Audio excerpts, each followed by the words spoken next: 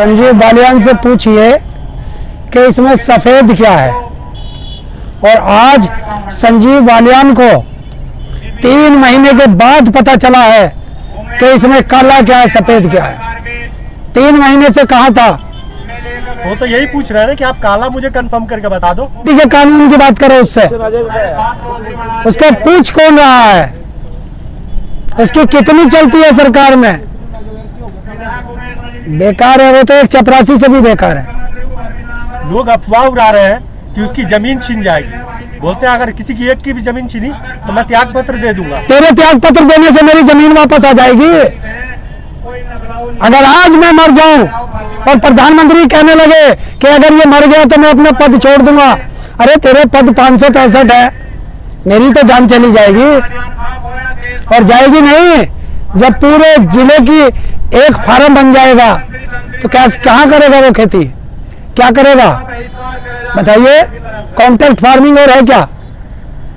अगर मैं अपनी जमीन नहीं दूंगा और बीच में जमीन आ गई, वो सारे रास्ते रोक देगा, सारी नालियां रोक देगा, मेरा आना जाना बंद हो जाएगा। मजबूरी में मुझे उसे जमीन देनी पड़ेगी। अगर गंभीरता से लेती है तो 26 जनवरी से वो 22 जनवरी से वार्ता बंद है। वार्ता क्यों बंद है, सरकार जवाब दे सकती है। और योगी जी, अगर आप गंभीरता से लेते हो किसानों को, तो कहाँ है आपका वो वादा कि 14 दिन में किसानों के गन्ने का पेमेंट होगा, बताइए। और आज 1.5 साल होने जा रहा है। 800 करोड़ पिछला बकाया है पिछले साल का, और लगभग 1400 करोड़ हो चुका है। कहाँ है पैसा, क्यों नहीं मिला किसान को, अगर गंभीरता से लेते हो। और योगी जी ये भी कह रहा है कि प्रधानमंत्री हमेशा किसानों को ध्यान में रख करके नीतियां बनाते हैं। नहीं, ये सबसे बड़ा झूठ है। अगर किसानों के नाम पर नीतियां बनती तो किसान सड़क पर नहीं होता। ये नीतियां बनाते हैं केवल उद्योगपतियों को ध्यान में रख करके। देश की केवल 15% जनसंख्या के लिए कानून बने हैं। देश की 85% जनसंख्या इन कानूनों से प्रभावित होगी और भूखी मर जाएगी। इस कानून से छोटे किसानों को ज्यादा लाभ मिलेगा, इसीलिए छोटे किसान इस कानून के समर्थन में है। वो कौन सा किसान है छोटा किसान समर्थन में, बताए सरकार। टीवी पे तो आकर डेली बोलते हैं। अरे यार, टीवी पे कौन बोलता है कौन नहीं बोलता है। आप मेरे से कहो, मैं 10 आदमी बता दूंगा कहीं भी, और वो कुछ भी बुलवा लो। वो चमचे होते हैं सरकारों के ना, उनके पीछे कौन है, उनके पीछे बैठते हैं उनके आका। और जो टीवी पे बोलता है उसके पास में देख लेना कि वहां सब आसपास के बच्चे खेलते रहते हैं। और ये भी कहते हैं एमएसपी की तरह खरीद किए जाने से लाभ होगा। एमएसपी पे खरीदता कौन है, कंपनियां आएंगी तो खरीदेंगी। तो हम यही तो कह रहे हैं, कोई कंपनी आए, हम यही तो उससे कानून कह रहे हैं। हिंदुस्तान की कंपनी आए चाहे विदेश की कंपनी आए, एमएसपी पे गारंटी का कानून बनाओ कि इससे कम पे जो खरीदेगा वो जेल जाएगा। और टिकैत जी बोल रहे हैं कि मैं सर्दियों तक का इंतजाम कर रखा हूँ। कभी बोलते हैं 4 साल, कभी बोलते हैं अक्टूबर, कभी बोलते हैं सर्दी। आप लोग का ठिकाना नहीं है क्या बोलने का? नहीं है, क्या ठिकाना है? उन्होंने कह दिया है कि सर्दी तक का इंतजाम कर लो, उसके आगे तो फिर हमारी दूसरी फसल आ जाएगी। कहते थे अक्टूबर तक का, बोल रहे सर्दी तक। अरे पहले अक्टूबर इसलिए कहा था कि अब हमारी गेहूं की फसल आ गई, तो फिर अगली फसल जो आएगी सर्दियों में आएगी, वो धान की आएगी। तो खाने का भी तो इंतजाम करना है, खेती भी करेंगे, आंदोलन भी करेंगे, सरकार से लड़ेंगे भी, और जीत के भी घर जाएंगे। देखते हैं कब तक आप लोग टिक पाते हैं यहाँ पे। कभी किसी भी प्रलोभन में मेरी आवाज नहीं बिकती, समझ लेना। कभी किसी प्रलोभन में मेरी आवाज नहीं बिकती, और किसी भी भय के आगे दिन को रात नहीं कहता। मैं कणों का राजदूत हूँ, सच पे मरने वाला हूँ, और चोर को चोर कहने की हिम्मत हमेशा रखता हूँ। कृषि मंत्री नरेंद्र सिंह तोमर कहते हैं विपक्ष हमेशा बड़े सुधार के खिलाफ रहा है, यानी ये जो आपका ये कृषि कानून का सुधार हो रहा है इसके खिलाफ है।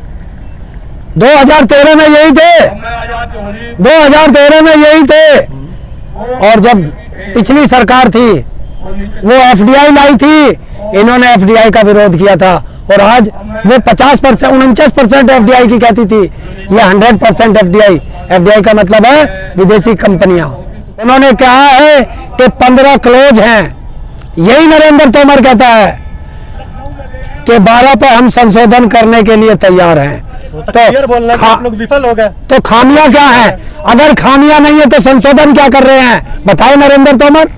वो तो आपकी बात रखने के लिए कह रहे क्या बात रखने के लिए कह रहे हैं? अगर हमारी बात रखने के लिए कह रहे हैं तो कानून वापस ले ले, तब मानेंगे हमारी बात रखी है। एमएसपी पे गारंटी का कानून बनाओ, तब सोचेंगे हमारी बात रखी है। कि आय डबल कैसे होगी फिर है? अगर वो वापस ही ले लेंगे तो आय डबल कैसे होगी? वो वाली मशीन दे दो जिस पे देश के गृह मंत्री का लड़का 50,000 से 80 करोड़ बना देता है एक साल में, तब हो गया है। दे मशीन कौन सी है?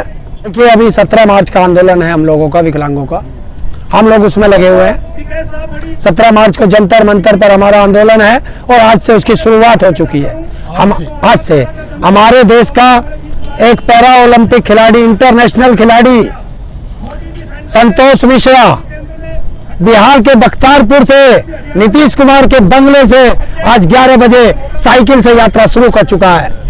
और जो बख्तियारपुर से 1100 किलोमीटर की साइकिल यात्रा करके एक विकलांग पहुंचेगा जंतर मंतर 17 मार्च को, पहुंच भी जाएगा, है पहुंचेगा, क्योंकि वो साइकिल का खिलाड़ी है। और वो तो वहां तक पहुंचा पहाड़ों पे, हिमालय की तरफ, लेह लद्दाख भी साइकिलों से गया, उसका तो रिकॉर्ड है और आज चल चुका है। अच्छा, वहाँ जो इजाजत दे दिया आपको सरकार ने? हाँ, हमारे पास इजाजत है, सरकार की परमिशन है हमारे पास। कितने लोग हो सकते हैं? लोग हमें नहीं पता कितने लोग होंगे, हमने तो लोगों को बुलाया है पूरे हिंदुस्तान से। इतना सारा प्रोटेस्ट हो रहा है, आप यहाँ अलग प्रोटेस्ट करके बैठे, आपको लगता है ये किसानों की प्रोटेस्ट है, ये किसानों का धरना है, वो देश के विकलांगों का धरना है। आपको लगता ये कानून रद्द कराने का धरना है। और जो जंतर मंतर पर होगा वो इनके द्वारा बनाए कानून लागू कराने का धरना होगा। तो इस धरने में और उसमें अंतर है। अब इनसे पूछेंगे, हैं? बिल्कुल वो विकलांगों का है कि विकलांग अधिकार अधिनियम 2016 जमीनी स्तर पर लागू कराने के लिए है। ये कानून इन्होंने बनाया था मोदी जी ने, तो वो आज तक लागू क्यों नहीं है? और अगर लागू नहीं करना था तो बनाया क्यों है?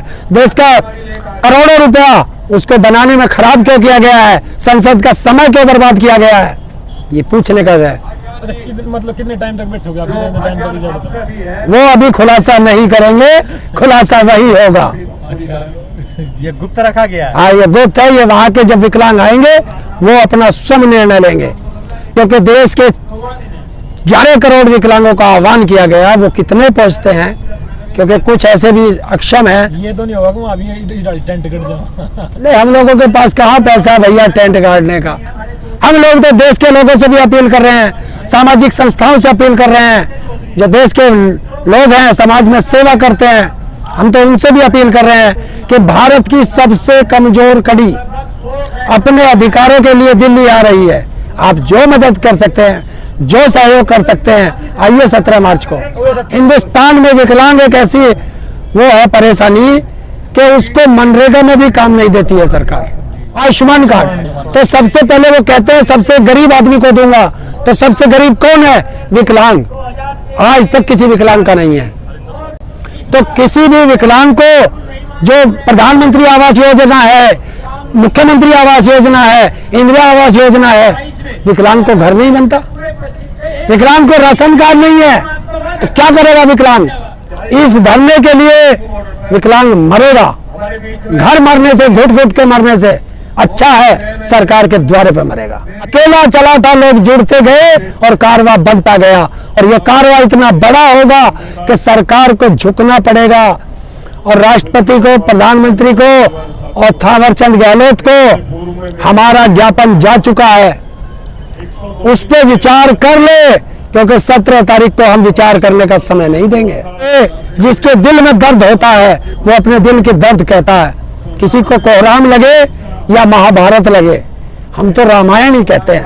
आपको लगता है वो धरना सफल होगा? 100% सफल होगा। कितना दिन में सफल कर ले? जितने दिन सरकार चाहे।